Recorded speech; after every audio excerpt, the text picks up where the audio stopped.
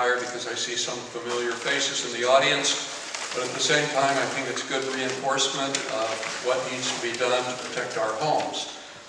We also have the second half of the program today. A speaker from the state is coming down here, driving down. There she is in the back, and she drove down from Sacramento to speak to us and answer questions about insurance. And I know that I live in San Pedro Cove, and we've had at least probably 7 or 8 people now lose their insurance because their carriers nationwide or somebody else left the communities and they had to find new policies. And so all of us are expecting major insurance rate increases, and so I think we'll find that we can get our questions answered about that directly from the insurance commissioner. So, in any case, I had the San Pedro Road Coalition's Committee on Disaster Preparedness, and we have a program that includes training and storage of supplies. You've probably seen a red trailer parked various places, particularly near Handy's for quite a while, that contains a lot of emergency supplies should we have an earthquake or some other major catastrophe. But part of our program is education, and this is that today we're addressing the 2 topics. Many of you have seen Quinn before. Quinn is head of the emergency department at Emergency Preparedness group at the San Rafael Fire Department, and many of her people have been out inspecting your homes. If you haven't had a home inspection, you should request one, but she'll talk a little bit about what we can do should there be an emergency or how to avoid one. So the other announcement I want to make is that on Wednesday, May 14th, there's going to be a webinar on migratory shorebirds, and it's one of the committees of the coalition. The coalition has a committee on the quarry, they have one on the roads, they have one on various aspects of our lives out here, the disaster committee being only one of those. So the whole wetlands committee is organized the Migratory Shorebird Project, and I encourage you to pick up some literature on that. It should arrive, and you can take that with you and attend that also, and that's on May 14th. And if you need more information on it, it's also on the coalition's website. You can always just go to the Point San Pedro Road Coalition on Google, and it'll take you to the website, and you can see all of the various activities that are being promoted by the coalition. So with that, John, I'm going to ask Quinn. John? Yes? You might announce that this is being recorded. Oh, this is being recorded. So if you want to see it on the website later, you can view the whole program on the website. Also, remember, anything you say can be held against you. It's being recorded. So keep your cool. Don't get too excited. I don't think we have that problem here, but in any case, it is being recorded. Quinn, would you like to step up? Please get like a run up the stairs. Hey, good morning, everybody. How are you? I'm Quinn Gardner, Deputy Director of Emergency Management. How many of you have heard me, Kate, or someone else on my team speak before? Okay, cool. So we're going to do something totally different today because that's what we kind of anticipated. So we are still going to cover the objectives, but why are you here? This is going to be super interactive, and I apologize, I won't necessarily make for the best recording. I'll try to repeat what people say. Why are you here? Insurance. Insurance? Cool, so you don't care about me, I love it. Perfect. What else? Information. Information about what? Home hardening. Home hardening? Safe. To keep stuff safe? So you think I have that information? Or Kate has that information? Okay, what else? Enforcement. Enforcement? You want to learn more about how we're enforcing vegetation? Okay. And what's the status with all the work that's been done? Status of work completed. We have big maps for that. Love it. Advocacy. Advocacy? How do you help, or efficacy? Both? Thank you for asking, because it allows me to get my point in early in the meeting. So, Okay. a homeowners meeting, a homeowners association that I belong to, had a representative of the fire department there, two of them actually, and I asked the following question. I said, does anybody in San Rafael work with PG&E about their fire? Does anyone work with PG&E? I got an email this week from PG&E. Yes. Regarding fire control. And the answer I received was no. Well, that's inaccurate. And I said, I find that to be astounding. Yes, it is. That the city ought to be involved in the budgeting process of PG and how they allocate their resources against the whole of the state. That would be awesome. So the question essentially, how do we work with PG&E? The short answer is we work with them, particularly their vegetation management team, and try to coordinate. I wish we had the control to say do this in our city. It's the most important thing in the whole state. They don't really believe that because every other city and county is saying the same thing. Similar story with Caltrans. We work very closely with Caltrans, but any county, statewide, countywide organization has a variety of priorities, and our job is always to advocate for that, but we don't always win. I do want to go into someone else. Evacuation. Evacuation information. Yeah, if worse comes to worse and thousands of Sure. us have to get out. Yep. The state's about fire hydrants. Fire hydrant questions, great. Loosen dead timber in China Camp State Park. Concerns about China Camp. Perfect, love it. Roger? Yeah, tangible action to make these things work in an emergency. Phones, going back to evacuations, emergency alerts, okay. Towers are down, etc. Okay, lots of various stuff, good. Plus or minus metal fences. Plus or minus on metal fences. I just installed a partial metal fence, if that answers the question. We will get there. Okay, awesome. So, a lot of that I know, and we will happily share with you. But at the core of what you're saying, right, is the bad thing going to happen? And if it does, what's going to happen, right? And then how are we staying safe in that situation? And what I want to embark on you today, and the goal of a lot of this presentation, is you already know the answer to so much more than you think you do. And I'm going to prove it with a lot of interactive activities today, okay? So I need volunteers today. I apologize if, well, I guess some of this we can do down here, maybe it won't be quite on camera. We'll see. Sound good? Slightly different approach today? Okay, cool. And if there's any questions we don't get answered, we've got time for Q&A at the end, and we'll make sure we hit on all those points as well. So I need 1 or 2 people to start us off as a volunteer. I got one, or you're just taking off your jacket. You picked a terrible time to do it. Okay, great. We got one. Anybody else? Great. Come on up. Perfect. You can stay down there. That's great. I've always been a fool with stage. No, I think this is the easiest one. What would you use or start building me a fire? To start building a fire? Yep. Start building me a fire with anything you see in front of you. There's a little bit more stuff in that brown bag as well. Oh, okay. Yeah, that's fine. Yeah. Where do we put it? Wherever you want. Where would you want to build a fire? I don't want to say you want Yeah, fire. that's fine. You can set me on fire. We'll be okay. You're We'll make it work. fire. Actually, these aren't done next. Don't set me on fire. But hey. Yeah, this. That's gonna be hard for her. This, I think is yours. Is it? Yeah.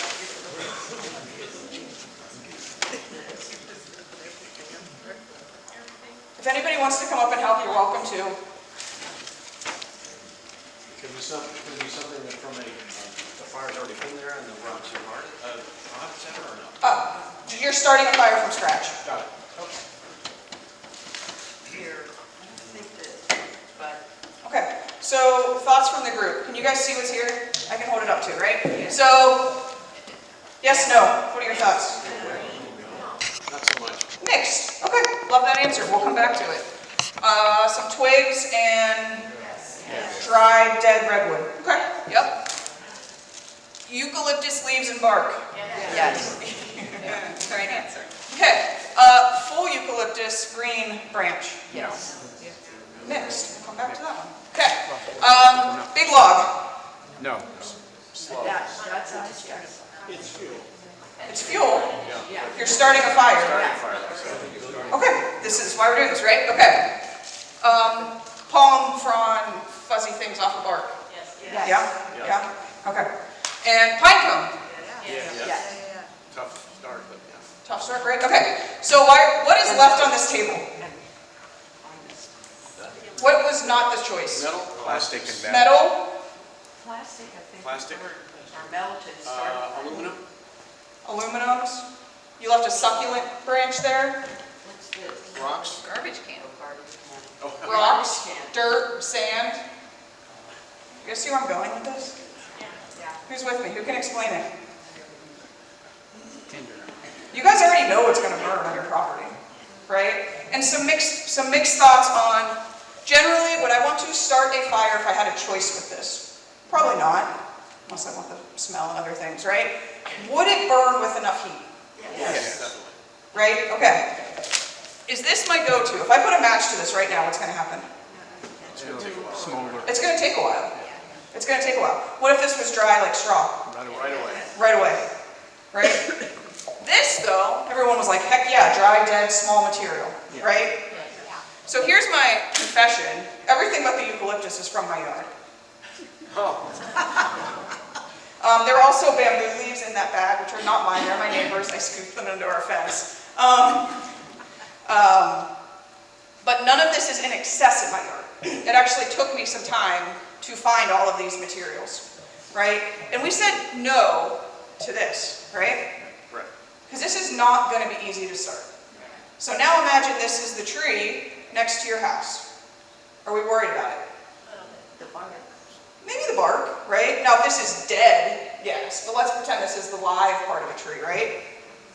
And then we've got some branches going out, right? Lower branches.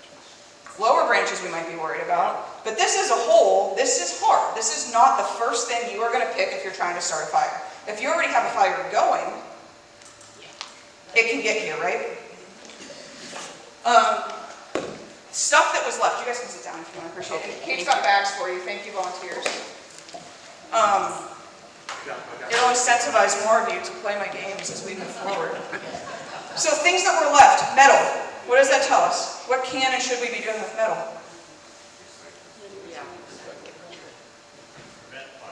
It can prevent fire, right? It can help us. Go into the question of metal fences, right? So one of the other pieces that's up here, hand me that board. Yes. Right, this could represent your deck. You didn't pick this, why? Because it wouldn't start a fire. It might take a minute to start. Right, it might take a minute to start. But in the long scheme of things, it's not a ton different, right, than a dried log. But what if this has metal between your house, right? So maybe you put flashing between your deck and your house. So you're not completely replacing your entire deck, but you're creating a little buffer there, right? Because we're all on the same page with metal doesn't burn. You said no to the plastic. What if that car was metal? Would you want to use that to start a fire? No? Why? So you think a metal car is going to protect you from a fire?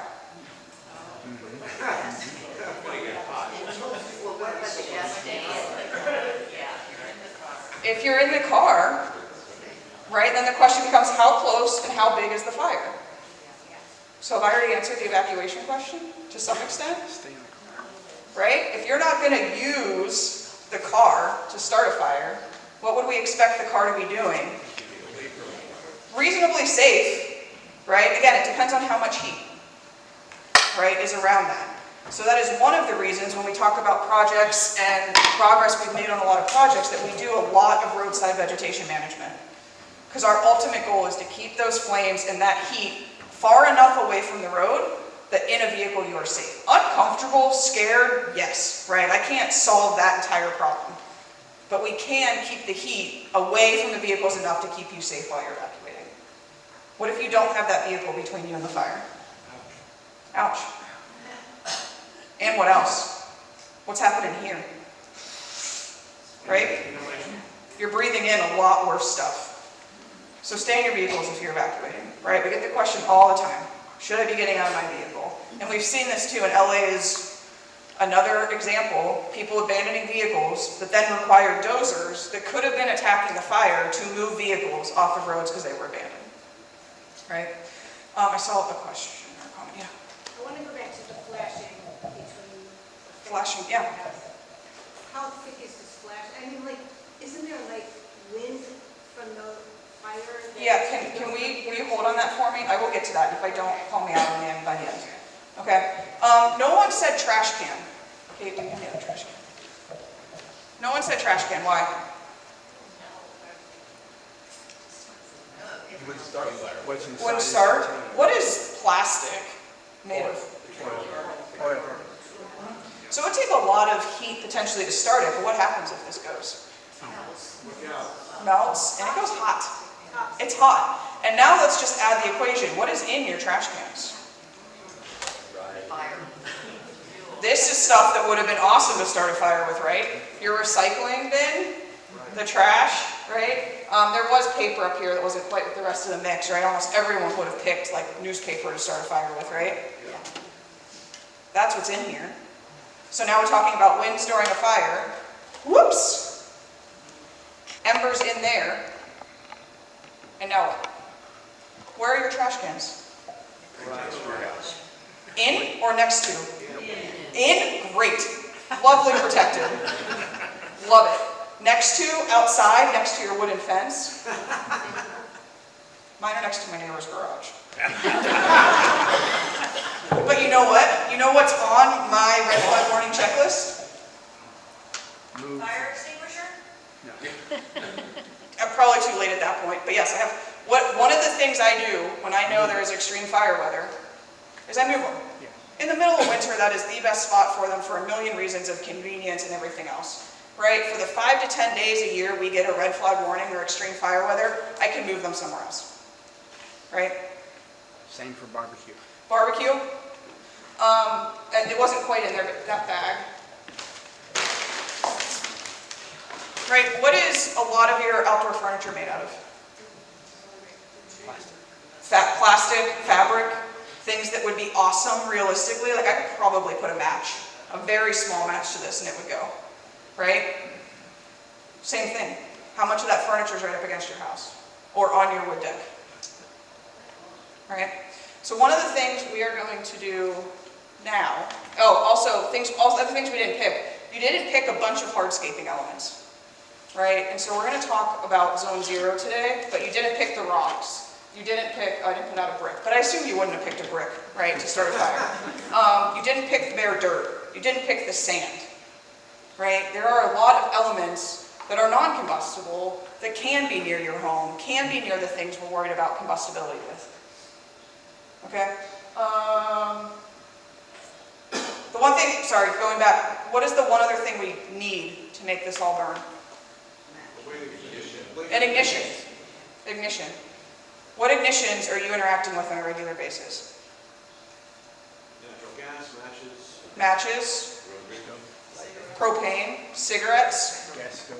How many of you drove here in a car that has a muffler? Or a motorcycle that has a muffler? Yeah, you parked on pavement, so no problem. What if you had parked on tall, dry grass? Ouch. Happens every year. We have ignitions for mufflers every year. Right? What have you probably done over the last couple weeks, hopefully? Maybe. Some type of landscaping that involved mowing or weed whacking. What can that do? Sparks, right? Sparks into the grass. And so a lot of this is about the maintenance piece too, right? You keep your lawn and your grasses mowed now while they're green, your risk of that spark doing anything, right? Spark into this, it's going to take a long time. Not too worried about it, right? The spark into the dry grass, we're worried about it. And that's why when and how we mow and weed whack matters. We're thinking about what ignitions are we potentially contributing into the environment. How many of you have or will grill sometime this summer? Right? Do you have adequate space around that so when the spark flies up or the, I don't know, the potato peel, right? Or you just forget to leave it on, or it's charcoal and the charcoal dumps out of the grill a little bit, where's it go? What's it do? Maybe at your home it's okay. We're working on making sure that's true in all of our parks as well. Question over here? Speaking of landscaping, what's your opinion on the ground cover that people use, the gorilla grass versus wood chip? Let's get there. The question around mulch. Functionally, there was mulch somewhere, right, which probably would have been a choice that you would have made to say, I'm going to use that mulch to start a fire. Right? There's another question. Yeah. Yeah, I wanted to raise a point about the extremely tall grass Yep. that we had this year. Yep. Right now it's still green. Yep. And I've cut my property, which is about an acre in size, it's already cut to the ground. And when you cut it green, you're probably gonna have to cut it Yep, twice. you might have to cut it again. But you know what?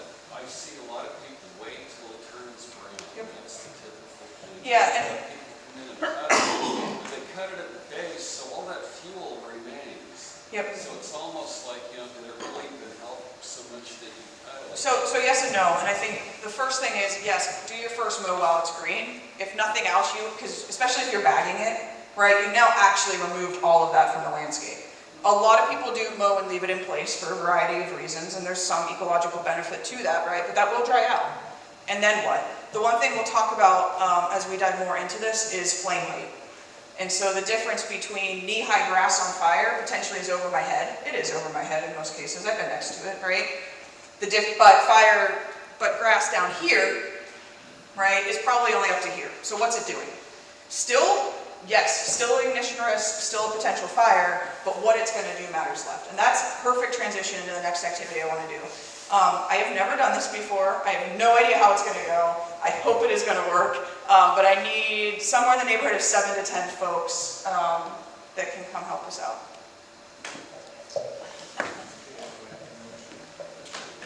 No one? Well, it's definitely not going to work if no one helps. I got one. I got two. I got three. We're not there yet. Later. Wait, you're not gonna set us on fire, right? No. We're all arsonists here. Can we get bags into this? Have a bag. I got a tree. I'll talk. Fire. I don't want to say the fix.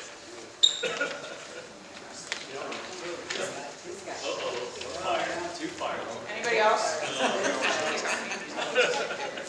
Anybody else? Do you guys mind looping around and coming up so everybody can see you well? Yes. Yeah, just if you don't mind, just it'll be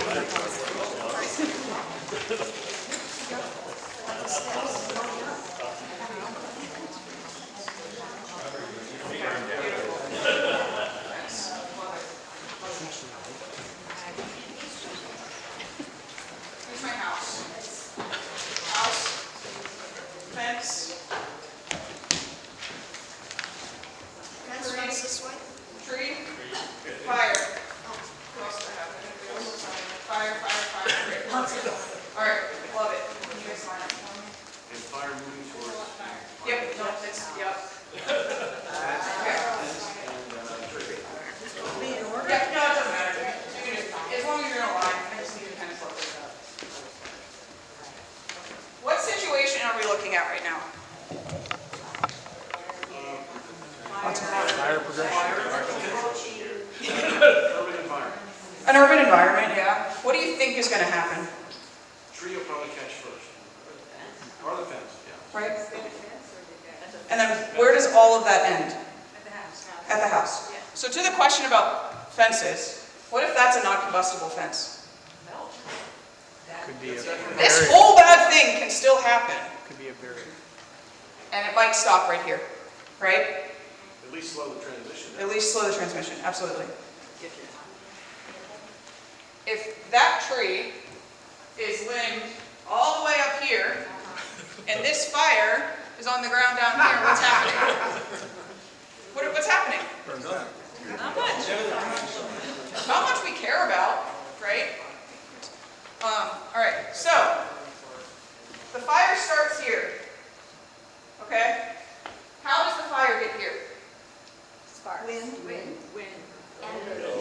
There are 3 ways fire transfers.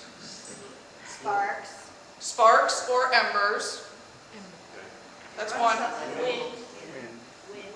Wind will contribute, topography and hills will contribute. 3 ways fire transfers.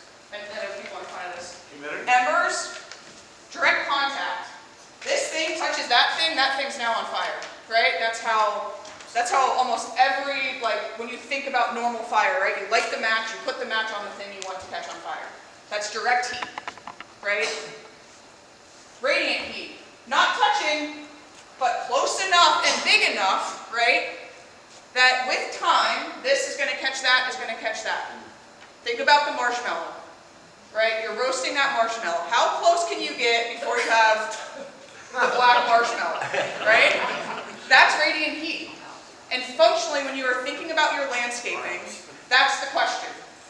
How close can this thing be so that my house doesn't become the marshmallow? Or the fence that attaches to my house doesn't become the over-roasted marshmallow. If it becomes the perfectly golden toasted, not ideal, because that was really close for comfort, but your home's okay, right? At that point, you actually just want like a non-toasted marshmallow at all, right? We don't want our home as a marshmallow anywhere near that fire, right? And so when we think about this, so if I'm thinking about, can you set that? Thank you. So if I'm thinking about direct heat, what have I done? Created a barrier. I've broken it. Space. What could this be? Fire break. Space. It is that simple. Space. This thing's on fire, but if it is not close enough that the heat it is producing is directly touching or creating enough radiant heat that it's getting over here. I lost the bush, I lost the tree, I lost the blank, but that was it. The challenge here is the first one that got mentioned, which was embers. This thing is still putting off embers. What is happening with where those embers land? Right? So the same question applies though. That ember is a small fire. When that ember lands, right, now we're back to the, is it close enough? Is it directly touching question? And that's where the meadow flashing gets helpful. Right? Because now on that deck, where do all your leaves end up in the fall? At the right angles of your home. Right? So if we put metal at those right angles, that place where those embers build, okay, right? Those embers are not going to be hot enough that even direct flame contact with metal would ignite them. With me? Mm-hmm. Okay, so spacing.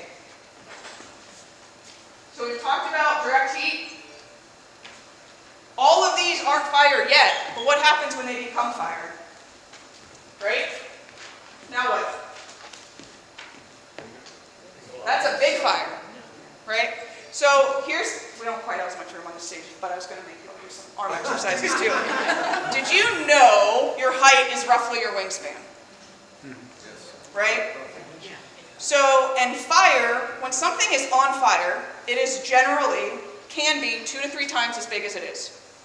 So as these people are standing, if they were all on fire, we're not safe at all here, right? Everything's close. You with me?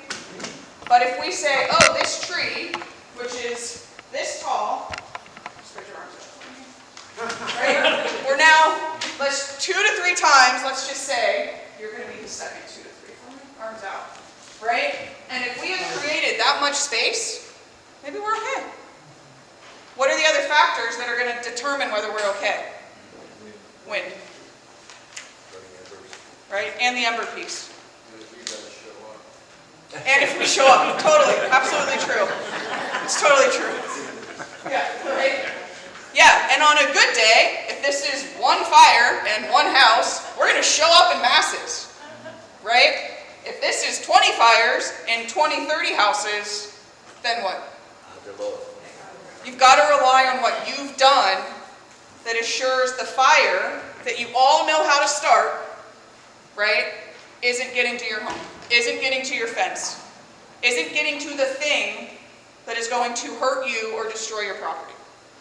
Do you want, with the multi-house circumstance, do you want us out there with our hoses or not? And the question's multi-house circumstances, do we want you out with your hoses? No. One, you're putting yourself in risk. The water coming out of that hose is not going to make a difference. Assuming you've got a fully engulfed structure, it's one thing if you've got like a shrub on fire and you can put out that shrub on your way out to evacuate, that might make a difference, right? But if you've ever watched, 6, 8-inch hose blast water on a burning structure, it takes minutes, sometimes hours, depending on the structure. You are not going to be able to accomplish that with a garden hose, right? Without any protection or anything else. And functionally, and this was a great lesson learned from the Kincaid fire, which obviously really hurt Marin, because that was our 6-day, 5-day PSPS, no power outage. But one of the things they did during the Kincaid fires, they evacuated everyone really early.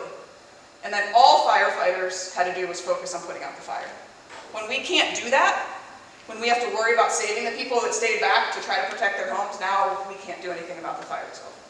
Great question, I appreciate it. When these things are on fire, Yep.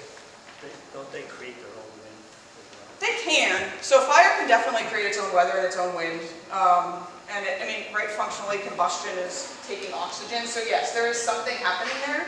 And this is where that spacing element really just becomes so important. And I do want to, is this making sense? Mm-hmm. Yeah? Okay, I want to go over embers really quick. So is there anybody else that wants to play? Or can I just hold a couple of you while you're up here? Can I hold a couple of you? I probably need 4. You can all stay too. Quick question. Yep. Is no fence better than a wood fence if you don't have a metal fence? From a fire standpoint? Yeah. The question is, no fence better than a fire fence? No, yes. And I would say, like, one of your kind of red flag list items, if you haven't been able to replace your fence, at a minimum, leave your gate open. Because what have you done? You've broken it. Is that enough to potentially stop the radiant heat transfer? It'll depend on what's on fire, how hot it is, where the wind direction, etc. But you've broken the direct, right? You've eliminated one of those key ways fire is going to transfer. And that's really the goal. So I mentioned I didn't replace my entire fence. I replaced the section that connects to my house, my garage, right? And that breaks that ladder. My fence might still burn. Probably would, to be honest, right? It's a wood fence. But if I created some buffer to make a difference. I like to throw things. Quinn? Yes? Why would you do that? Why would you not do the whole thing? Cost, aesthetics. That section of fence I directly own. The other section of fence is my neighbor and I's, and the aesthetic agreement. Ideal state, and actually now having installed that section of fence, it was actually pretty easy, and it's a 6-foot privacy and looks great. And retrospectively, would I put up a battle? Maybe. I've got other fence to create. This particular fence we actually demoed at Ember Stomp, and it is a 6-foot privacy. The other piece, Lord, honestly, for me was a concern about how hot the metal can get because I have toddlers. So, yeah, just sun exposure. But pros and cons to everything, right? And that's the functional, and why I started saying most of this all came from my yard. I've been doing this work for almost 20 years in emergency management, right? Like I've seen and done and been in a lot of bad places, and I am not perfect, and no one is. And it's always about progress. I do make it a goal, right? I mow regularly, especially this time of year, because I don't want to watch my grasses get high and dry. I'm raking as much as I can. I'm keeping up with that, but I've got a bunch of redwood trees in my backyard. Those things drop debris like no other. Beautiful in a lot of ways, fire adapted in a lot of ways, but when that drops on the ground and is now this stuff, right, I've got to constantly be cleaning it up. We've got mulch under my kid's playset, but I've got it spaced from my house. Perfect? No. Ideal state, I would have done some type of rubber, super 20 bazillion times more expensive option. Wasn't in the cards for us, right? But how did I take the situation I had and mitigate it the best I can? Okay. Who wants to throw things? Great. Love it. Okay, you're going to hold this. All right. No, you can take a couple. Take a couple. You just take the whole bag for me. Somebody else want to throw stuff? Great. All right. Can you guys go that way?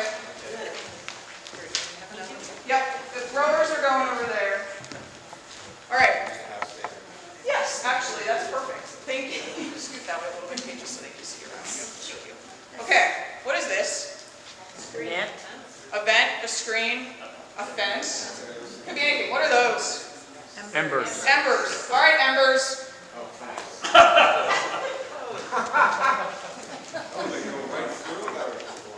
Give me some like strong winds. Who's got a good arm? Yeah. Whoosh. Oh, yeah, I love it. Just stand there, Jim. Right? Yeah. Okay, so when we talk about flashing on decks, this, right? Every ember that hit this and didn't go through, where did it go? right? So thinking about what's here. This is why 0 to 5 feet matters. Everything that is flying against your house that's beautiful brick, or maybe it's wood siding, whatever it is, right? It is hitting that and it is landing in what? 5 feet. Right? If it is landing in this, that's a problem.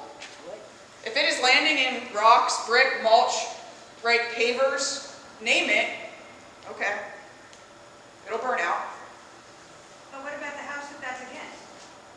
Well, yeah, sure. That's why your siding matters too, right? So that And would that's, have to be basically. yeah, so what, I think the recommendation is 36 inches. Don't quote me.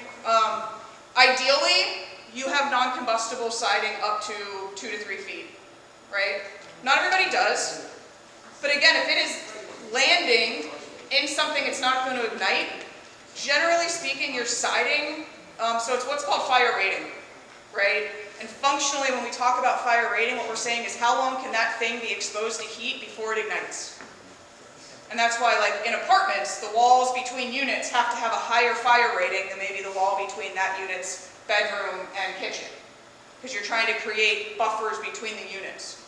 So there's different fire rating for different structures. Your exterior has a higher fire rating. What has a higher fire rating? A single pane window or a dual pane tempered?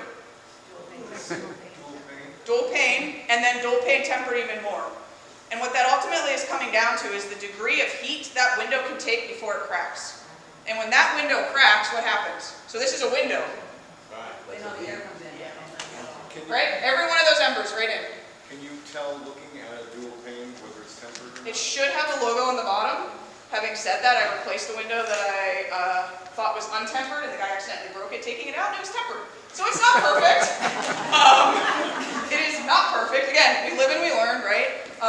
But I don't remember the degrees right off the bat. The difference between single pane to double pane is astronomical. The tempered is significant, but it is more important, in my opinion, to go single than dual.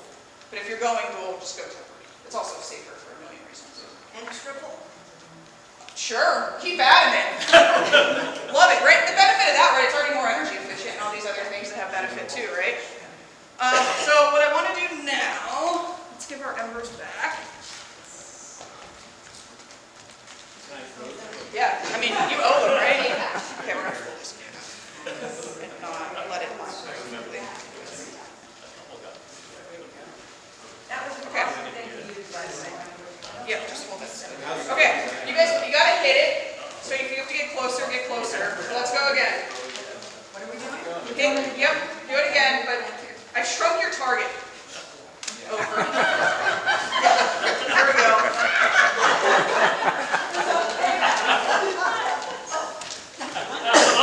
I think, did what, one actually went through? Oh, two. All right, so the ones that went through, these are actually different size coach balls, which is hard to tell. Smaller, right? And when we doubled that, we shrunk the openings. And you saw the things hit it and fall, right? And that's what we're talking about with vents. And so when we say change your vents to a smaller screen, that is literally what we're trying to get you to do. So the embers that are hitting are not going into your property, or into your home. And a lot of those vents are going into what areas? Crawl space.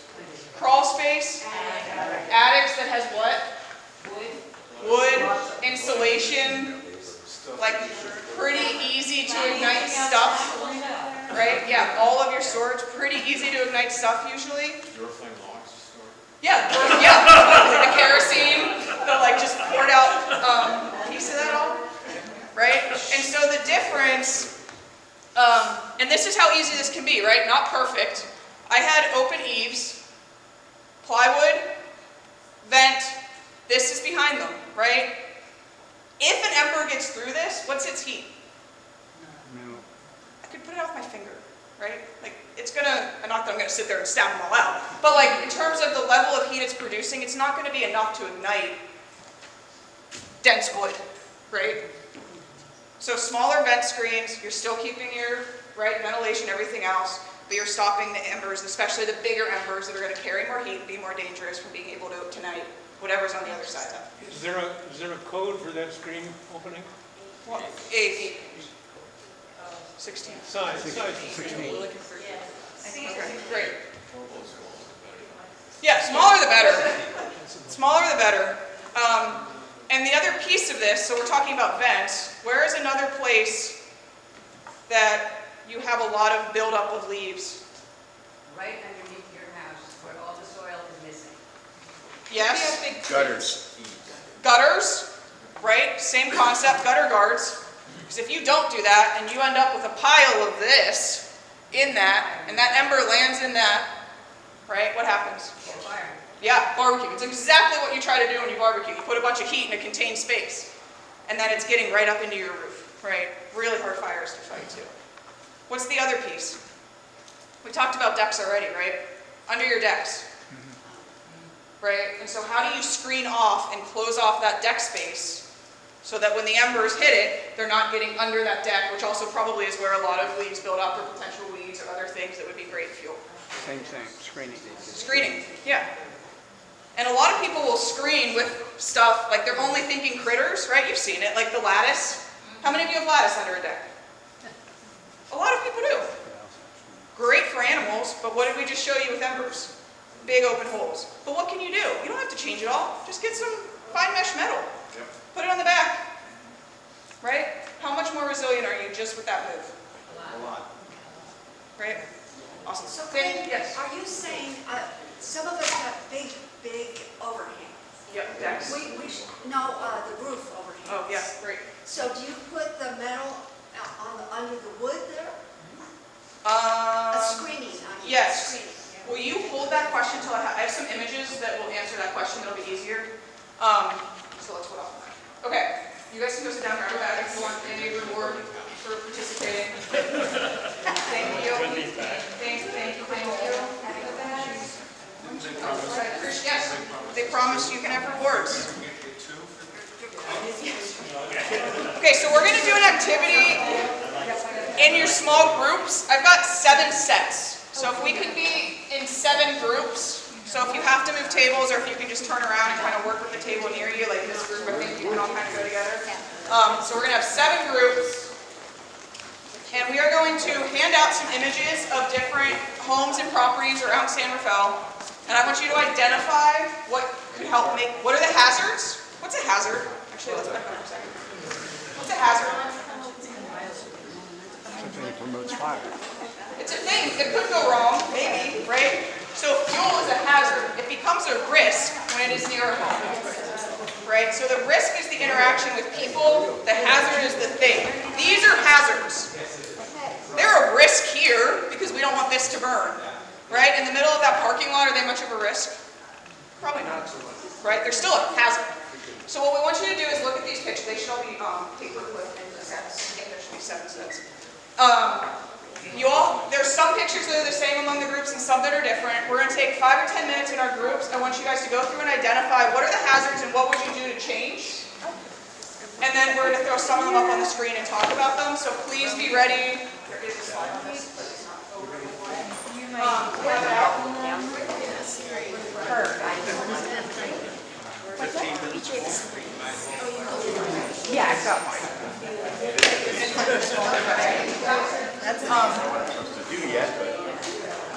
Kate, you got 7 sets. Are you guys all one group? Perfect. Yeah. All right.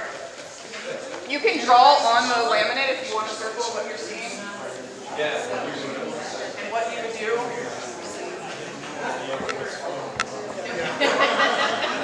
Why it didn't jump up?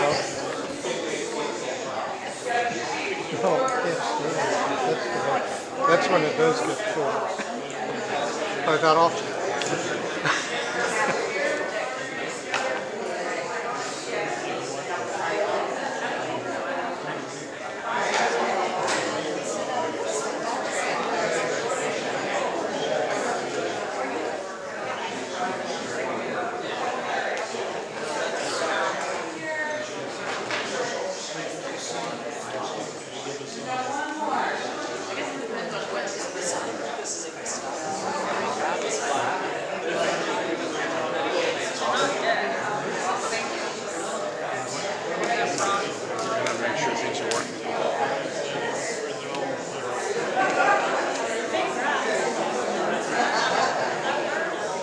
jump into a group.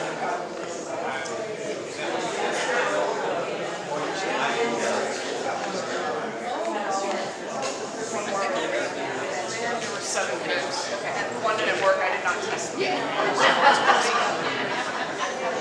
He's got to watch out. He keeps timing out. Yeah.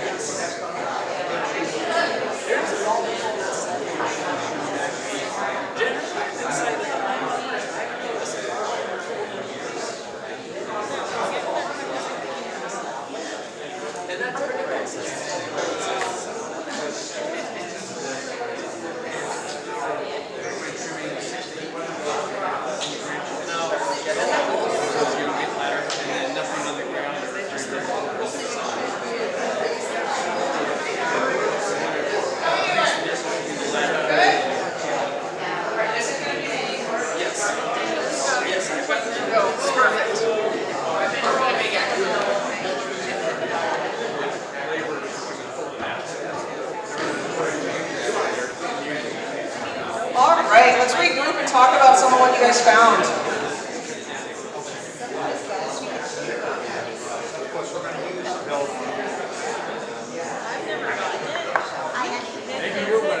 All right, what group had this image? Who had this image? I think there should be 2 groups that had this one. No one? That's not true, because I spent way too much time counting these last night. You did? You did not. Who had this one? Okay, what did you guys find? Anything that was green has to go away. Anything that was green has to go away. Don't love that answer. Most people don't, right? So how do we start here? Like, it won't be green, like, depending on the time of year. Depending. You limb up. The summertime, it won't be green. Limbing up? Yep. So there's definitely some species identification that's going to be tough in these photos, so fully just acknowledge that. And these are really designed for discussion base. This particular property, I think, was actually a direct assistance property. How many of you have heard of or taken advantage of our direct assistance program? Cool, so if you need help, we'll just do it. Yep. Yes. That does not include seasonal maintenance. That's that's on you. But in this case, this person has a long line of juniper running right up to their property and offering as a perfect ladder fuel up into the trees. Juniper is no longer allowed in the city. I should say, direct assistance is a city thing. If you're in the county, we can try to work around that, but it is more complicated. And so on the next picture is actually our after, where we got rid of all the juniper. Right, and so on one hand, yes, all the green must go, but what do you see just in this picture? The house. The spacing, right? There's a lot less fuel load. So there is a lot less heat that is potentially going to get into the trees or the canopy, and there is a much less direct line of vegetation running right to the house. And two concerns with where this vegetation were. On the driveway. On the driveway, which is what? Escape. Access in your evacuation route, right? So you're kind of putting yourself in. What's the other piece? What does your driveway connect to? The house, true. Okay, so I guess three concerns. What's the other one? The street. What happens on, what is the street? It's your escape route is also an ignition source, right? So even if you think you are never going to be the ignition source on your property, you have no control on who drives on that street. You have no control what cigarette butt goes out the window, right? You have no control about a dragging trailer chain that gets into the tall grasses or whatever the case may be. So inherently, we always worry more about ignition sources next to the roadway, as well as the impact of that vegetation on an evacuation route. So this is the after direct assistance. This is still not perfect, right? We talked about it. Always progress, always opportunities. To the next one. Who had this one? Awesome. What did you guys talk about? Cutting that tree down. Cut that big tree down. That makes me sad. I know. Why? Maybe it's flammable. I mean, every tree is flammable, but at some point, right, we're trying to navigate. That tree doesn't bother me. No? No, because what is it going to take to light that tree? Very high flame. A lot, right? Especially because of how high those limbs are, right? What's not under that tree? A bunch of vegetation. So that tree, overall, great. Providing shade, keeping the ground cooler, retaining moisture, habitat, beautification, name it, right? We've adapted that tree, more or less, to be pretty good. Still a risk to some extent. Yes, you still have vegetation near your home. Is anybody here going to pave everything around their home and get rid of everything green around your property? No. Okay, so we've got to find our compromises. So what are our other opportunities with this? Shingles. The shingles, right? The wood shingles. And I believe a wood-shaped roof. Hard to see in the picture. Wood-shaped roofs are especially concerning because that is a massive surface area that things land on with highly combustible material. And because of the texture of those roofs, embers get in there and like wedge in there, right? In ways that like leaves might blow off, but embers are going to find those nooks, and then that heat is just going to build and build and build. Very similar, right, to like when you're starting a fire and you're getting that little bowl going. What other opportunities do we have here? 10-foot bush behind the tall trunk. Yeah, so you're looking at this guy, right? That's a lot of vegetation right under the eaves. Going back to the question about eaves. What we don't have here is a good zone 0, which is particularly important because of the siding on this house, right? So going back, if we don't have good siding, zone 0 is infinitely more important because now we've got a ton of potential fire loading and right up against a window. That bush on fire, I can almost guarantee will produce enough heat to break that window. And then what? Fire goes in and there's not much we're going to do, right? So getting that good zone 0, they've got rock here, which is great, right? So we've got opportunities. And it's not to say they could still have plant islands, right? We talked about spacing. Doesn't mean we can't have any plants. Let's create some space there and let's make sure those are off the property. You look at this, you're like, this is a great maintained property, right? Overall. It's what a lot of houses in San Rafael look like. But do you guys understand the risk that's here now? But there's a lot of ways we can mitigate or reduce that risk without eliminating the beautification therein. Go ahead to the next one. Who had this one? Can you just say how far away do embers come from? And are there different kinds of embers? Yeah, so embers actually 1.5 miles I mean, more realistically, you're talking a couple hundred yards, but depending on the wind and depending what's on fire, the other big risk with like things like the eucalyptus bark, right, and those wood-shaped roofs, is they can get airborne for large distances. Whereas like a small bamboo leaf, as an example, is going to burn really quick and ignite really quickly, but it's not necessarily going to be able to carry heat as an ember for a far distance just because it's going to combust before it lands. It'll be gone, it'll be ash. But that will light extremely quickly. This is a fairly obvious one, right? Yeah. We've got a lot of leaf litter, a huge bed for embers, and it's right up against a wood structure. And it is right under those eaves. And so when we go back to eaves, one of the reasons those open eaves, when we say open, you see how there's, you can see the boards coming down. And so what each of those boards is going to do is trap heat between it. So if we close it and we create kind of a roll-off effect, one kind of way to visualize it is like if you blow out a candle and you see the smoke rising, and then you put your hand, where does that smoke go, right? You're putting it in a different place. So if those eaves are closed in, you're redirecting the heat. But in that case, it's just trapping it. Go to the next one for me. Who had this one? What did you guys talk about? The siding, The siding, the wood siding. the vegetation, In what sense? so close to the building. Vegetation really close to the building, and A lot of it. a rockway or an evacuation route, and just each other. Eliminate a third of this, and you've got a really well-landscaped, reasonably fire-adapted property, assuming you've got the 5-foot buffer away from structures, right? We're not saying get rid of all of it. There's a lot of benefit to that. I'm sure that's a pollinator garden and all sorts of other things. But how do we create that spacing, and then making sure the ground cover is non-combustible, particularly near those structures? To the next one, I know we're short on time. What do we say? Looks good?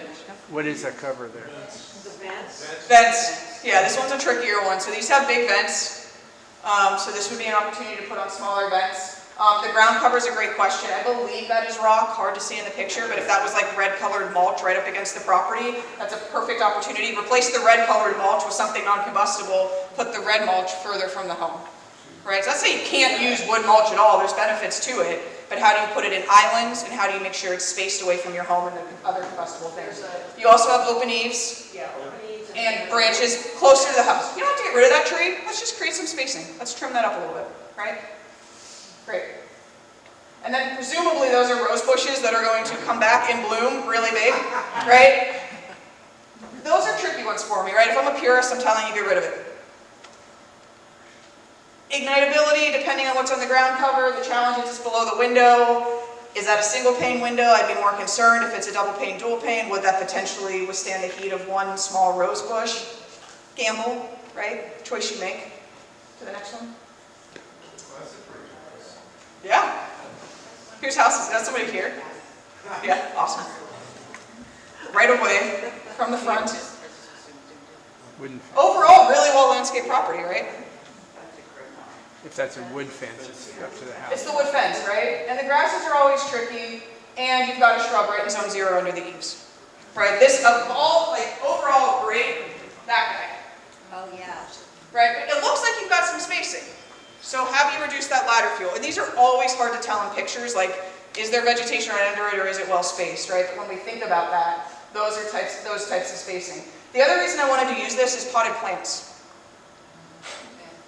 Ceramic containers, hooray, plastic containers, what did we talk about? Right? So just thinking about the containers you're putting your pots in, as well as, that can easily be a red flag kind of item. Oh, fire weather, I'm going to move the pots further from the house today. The pots and the doormat. And the doormat. Oh yeah, that's a jute doormat. The what? It's called a jute doormat. It is essentially Light, fluffy material. light, fluffy, grassy material, right? You're kindling.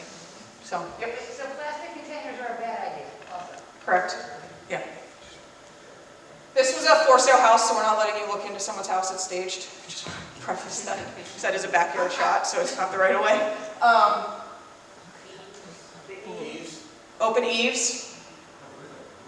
Possibly some of the trees, there's one that's in some kind of atrium. Right, yeah, there's a tree in the atrium, so that's just like, of all the places, right, like, let's make sure that's well maintained. And then we've got some dead branches overhanging. Nothing massive. Overall, really good hardscape, obviously. They've got a hill with vegetation. What we don't know is what's right here. Right? Is that a bunch of uphill vegetation going to their neighbor's pergola that then connects to a house, or is there some spacing there? The other piece here is porch furniture. Right? Pull that away, or at a minimum, put that on a severe fire weather day. Porch furniture, cushions, etc. are coming in. Right? Or if you get the evacuation notice, throw them in the pool. Right? So how are we mitigating those risks while still maintaining the lifestyle we want to be having? Yeah. Just a different question.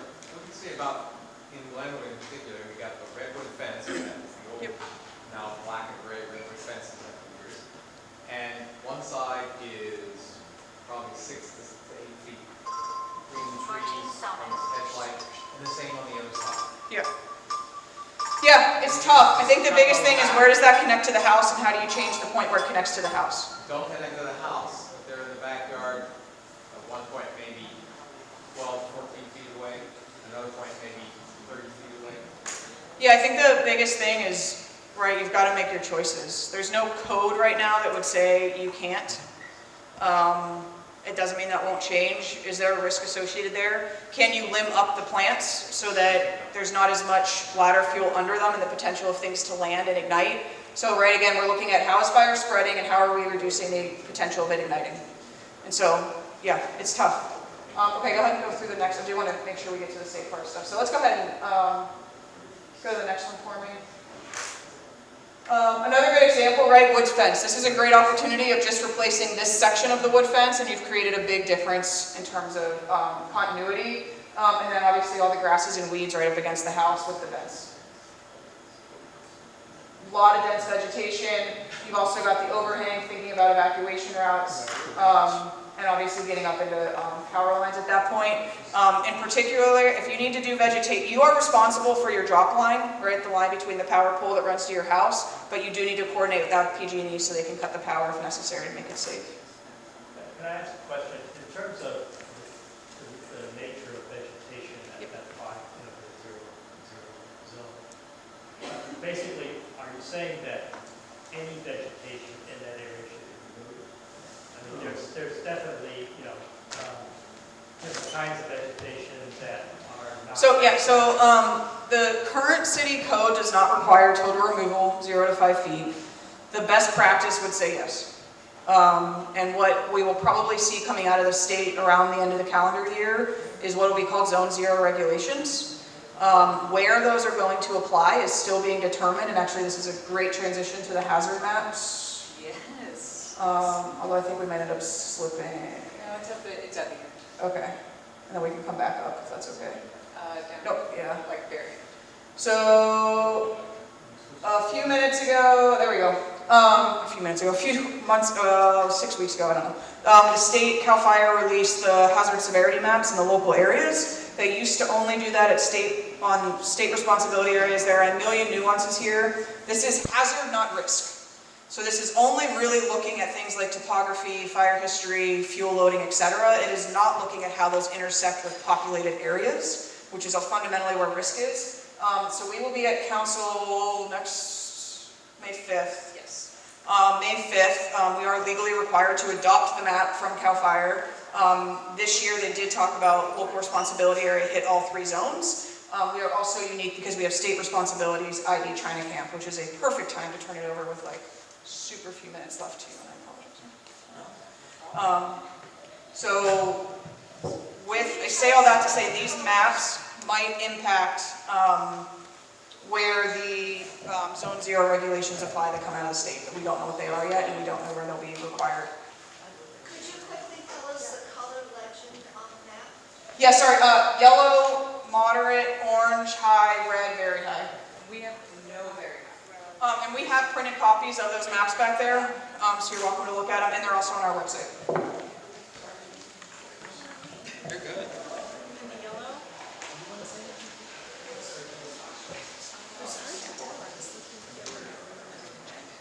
Cool. All right, we're gonna do this real quick in the interest of time. My name is Naftali Moed. For those of you I haven't met, I work with the Bay Area District of California State Parks. We cover 16 parks, 30,000 acres, Marin, Sonoma, Napa, San Francisco counties, and I think what you all might be interested in today is China Camp. And China Camp is a really exciting park. We've learned a lot about what you can do to protect your home, and that's like first and foremost, the best way to protect your home is to protect your home. How much fire is good for your living room? Zero. In the fireplace, maybe 2 candles, maybe 3, keep eyes on them, but generally 0, yeah. How much fire do we want in China Camp? So much. Yes and no, right time, right place. China Camp evolved with fire. So did everything around us. Our houses did not evolve with fire. We can try and make them more adapted to fire. But China Camp is home to all sorts of plants, all sorts of animals. All of them evolved with fire. To some extent either need fire or different types of processes to mimic what fire did in the park historically to keep that environment healthy, to keep it safe. Without fire, we get accumulation of dead wood that can host all sorts of tree pathogens and lead to more tree dying. Nutrients can't get recycled in the way they need to. And so we're really happy to be working side by side with the city on a whole host of efforts at China Camp State Park to help keep the park safe and also to prepare for the inevitable, which is that fires will happen there. There are thousands of fires every year at China Camp between barbecues, occasional small fires. They all, for the most part, in the recent past have stayed small. But we're working as hard as we can to get ready for the inevitable, which is a fire that might be a little bit larger. Gonna blow through these, but has anybody hiked along the McNear Fire Road at all? Yes. Yes. Lots of work going on up there. Any idea why? Mitigation? Absolutely, but why there versus somewhere else? Major fire break on Point San Pedro Ridge. Yeah, there's a fire break. Historically, that ridge actually used to be a eucalyptus forest. Some of you may remember that from a while ago. Parks removed the eucalyptus forest and has since been taking it upon ourselves to work with partners to take care of the oak woodland that's there. These are all fires that we set in the park with the intent over the past few years of making that place more healthy and more resilient when a wildfire does come. And then the other big one is along North San Pedro Road. Where is there going to be most likely an ignition in China Camp State Park? A campground? Where else? We've got a big power line corridor running through the park, right? That's potentially a spot. We work with PG&E. Are there growth of eucalyptus yet left? There are very few eucalyptus yet, and we're working with the city to continue to remove those. But where are we going to have ignitions? Quinn said it earlier. Cars. Where there are people, there can be fires. And so we've been doing a lot of work over the past year along San Pedro Road. For those of you who may have been here long enough to remember, historically, actually, state parks conducted dozens of prescribed burns along the road corridor. Almost everything you see that is grass today at China Camp State Park is grass because it was burned at some point between 1990 and 2002. And we're working now very intentionally with the city, with Marin County Fire, and with other partners to bring fire back where it's safe and where it's appropriate. And then where it's not safe or appropriate to use different other techniques. We've had curtain burners, we've worked with the city to do chipping behind some folks' houses, and all sorts of other things. So I think in the interest of time, we'll transition over towards our next presentation, but I'll be here. I have a bunch of printed photos, I have some more pretty pictures in the PowerPoint, and happy to chat if folks have specific questions or concerns. Thanks, Naftali. I haven't spoken at all today, but I'm not going to go through our slides around how to apply the defensible space concepts that we learned today, but I'm happy to speak with you all. The best next step, I know all of you, or all of your properties have been evaluated to this point. So if you need a refresher, if you're new to the area, if you lost your access code to your report, please talk to me. We have links to schedule another inspection. We'll be running a seasonal program this summer, and we can get your homes inspected, create a prioritized list, where to start, what's most important, what's going to make the biggest impact for your home. So we can talk more about that after we talk about insurance. And just as we transition, if folks can, and it's on the next slide as well, it's on the Q&A slide, but this is just a feedback form QR. You should hopefully be able to scan it. There's like 6 questions. This is the first time we've done this type of presentation, so your feedback's really important in terms of, is this a repeat or is this a terrible, terrible morning and don't do it again. So We hope you please let us know. Yeah. Yeah. Talk to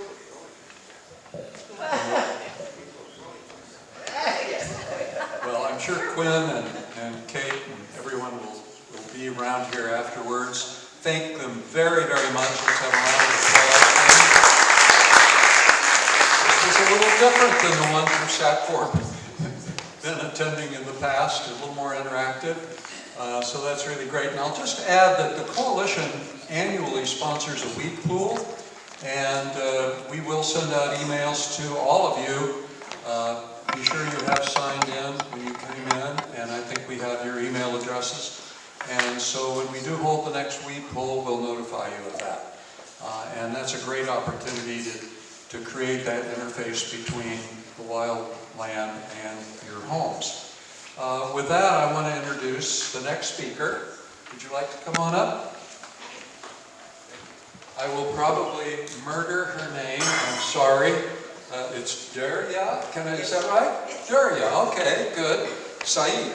And she's drove all the way down Highway 80 from Sacramento to speak with us. And she's with the Insurance Commissioner's Office. And I've heard her speak once before, and it's very informative. So with that, I'm going to turn it over. Thank you so much, John. Good morning, everybody. Good morning. So I'm here after a few weeks, and last time I really had an amazing time, but I was fasting. So today is much happier time because I get to have the coffee, so I have that energy today, okay? So basically, I loved the presentation, so I am not even going to try to top your presentations that what has happened, so okay? And honestly, I cannot paint a rosy picture for what insurance is right now, so I'm not going to try to do that. I will look at my notes to do some cheat points because I don't want to skip those, but other than that, I will tell you about 3 most important things that the Department of Insurance is doing. First of all, I want you to understand why we get here. Like, how we are always like, it's insurance companies, it's this or that. Actually, all of us have been in this thing together with the inflation, rising, labor and material shortages after COVID-19. Reinsurance is harder, and reinsurance is what insurance companies also have to have insurance. We call it reinsurance. And then also, when the risk increases, like 2 years, 3 years back, 8 devastating fires, California fires were in California. 8 devastating fires in US was in California.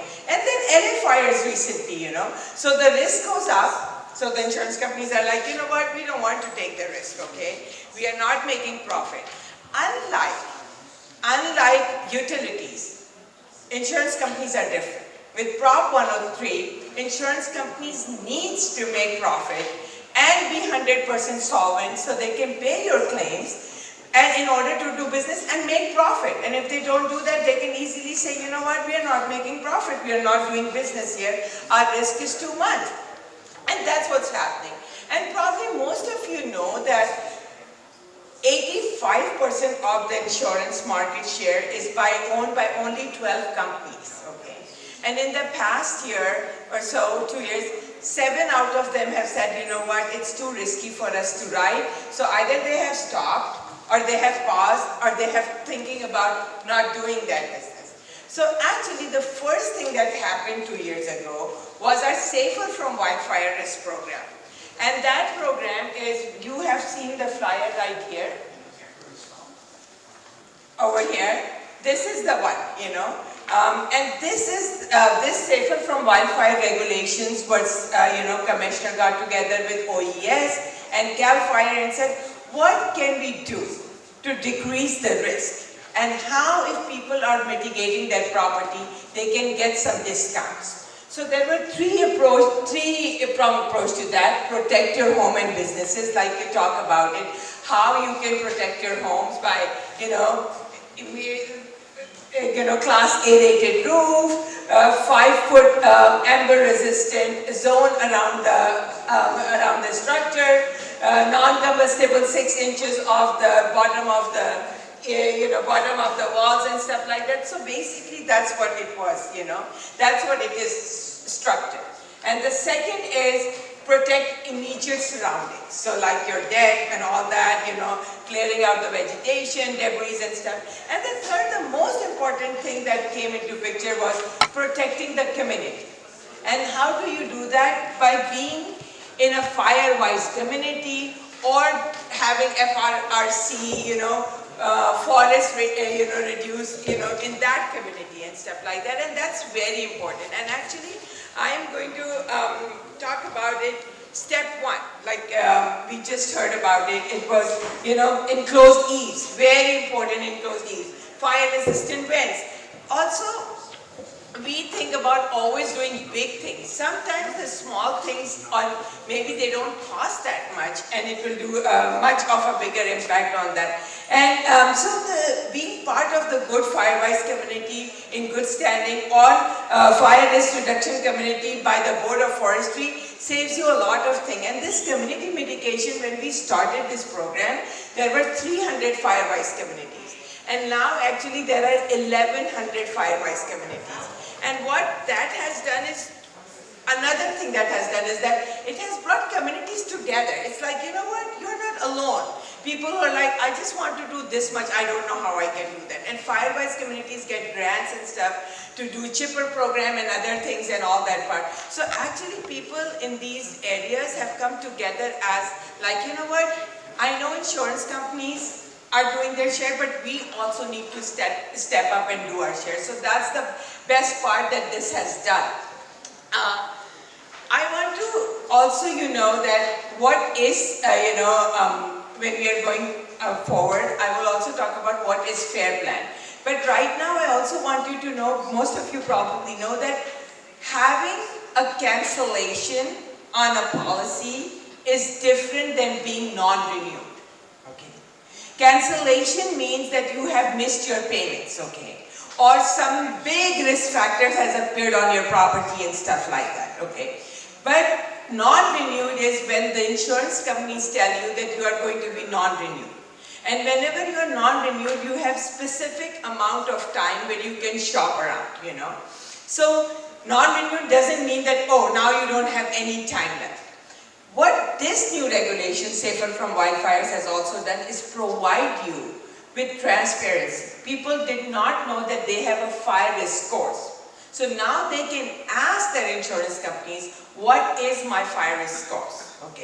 And the times that they can ask, I want to say that time because this is when I use my cheat sheet. Within 15 days of when you apply for new policy. At least 45 days before you renew a policy. At least 75 days before you are non-renewed. So you have 75 days before you are non-renewed. And at least 30 days when you complete the mitigation on your property and you request a risk score. So the insurance companies, by this regulation, needs to provide you that. And also justification, how they came to that risk score. The thing that I really like about it, that if you're not happy with the risk scores, Department of Insurance is here for you. Another clarification that I want to make is that Department of Insurance is the largest regulatory agency, 400 billion of premiums is written in California, Bigger than so many of the budget of so many countries actually. So, the commissioner regulates, Department of Insurance, Commissioner Ricardo Lara regulates that. Like, is it solvent? We do market conduct reviews, we do surveys. We also make sure that you are able to, they are able to be solvent. We also look at the agents and producers, and the list of the agents and producers are on our website. But one thing Department of Insurance doesn't do, we cannot make insurance companies write policies or issue policies to certain community or people. So that's beyond. Once they're writing policies, we regulate, Question. Can you repeat, are you saying that if an insurance company gave a property an unfavorable report, which might provide that insurance company the opportunity to say,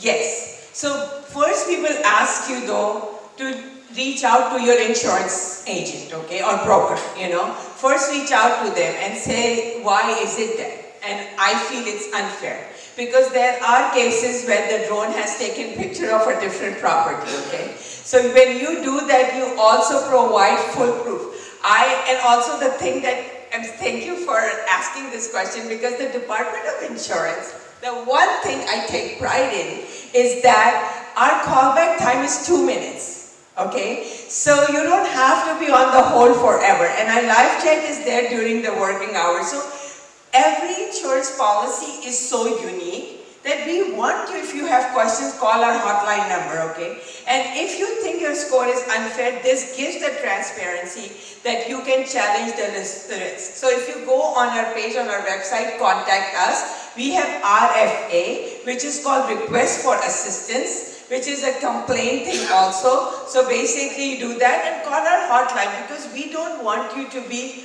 underinsured at all. At the same time, we don't want you to be overinsured also, okay? So you have to be sure that you are buying the right amount of insurance. And to this, I also want to add, sometimes when people cannot afford insurance, their mortgage company can buy an in-force insurance that you cannot do that, so they buy that. Be very careful for it because the cost will pass to you. It will be expensive, plus they're only covering their mortgage, so the down payment and thing you have done is also on the risk. So I want you to be very careful with that. Also, go ahead. Just to follow up on this Yes. question, do the insurance companies have access to the fire department reports? You just saw a beautiful picture of my house, and you're told that my mats need to be replaced. If I haven't done it, and there's a fire, are these Doge people from the insurance companies going to come after me? So basically when CAL FIRE maps were used, actually all the insurance companies, they have their own system of assigning you the risk score. It's not uniform. Somebody so far is using CoreLogic, Lifeline. There are other companies that they are using, So when they give you the risk scores, they have to say how they came up with that risk score and stuff like that. But I'm talking about the fire department reports where the guy came out to my house and walked around. So the go ahead, I'm sorry, I didn't understand. So the fire department has information about my house and things that they suggested that I want to do, and if I decide not to do them. No, I don't think so. The only thing that you're submitting, what you submit to them. CAL FIRE is not, go ahead. Sorry, no. So the defensible space inspection reports that the county does and that San Rafael Fire do, we do not release them to the insurance company. We definitely have people that choose to release them on their own. It is a